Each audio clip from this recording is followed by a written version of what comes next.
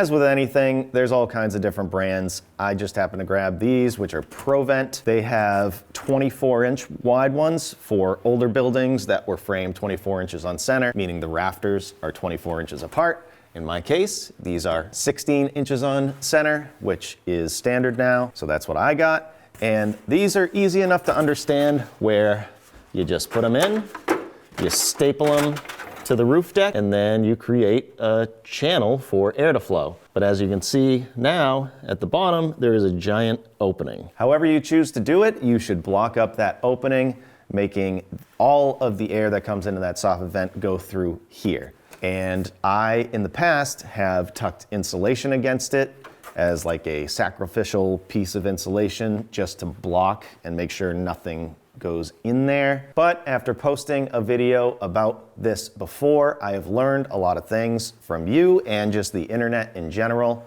You can do that, but that gives you an opportunity to create moisture coming through the, if you use fiberglass, it can come right through that fiberglass. Maybe you could use mineral wool. Mineral wool has no problem with moisture, but I have seen a ton of ways that you can do this. They actually make rafter vents that have kind of an accordion style bottom that you can bend to block that up.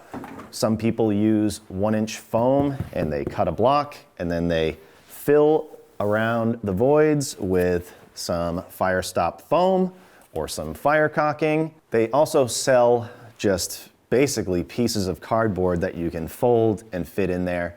But I'm gonna try something that I think is gonna be way easier and cheaper. I am gonna use this as a rafter vent and an air dam.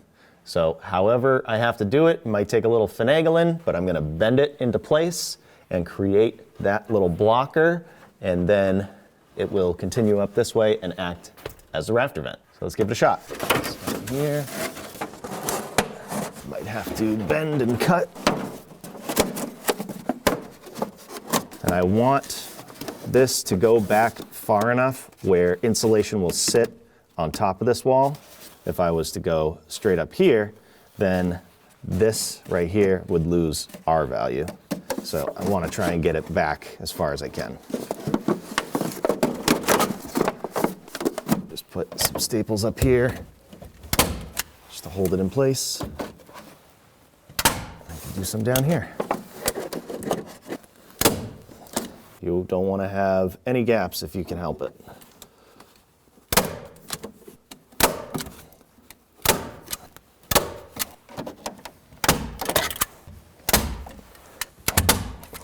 So I am going to not staple this at the top right now, and I'll show you why, but that basically is it. I think that's going to work.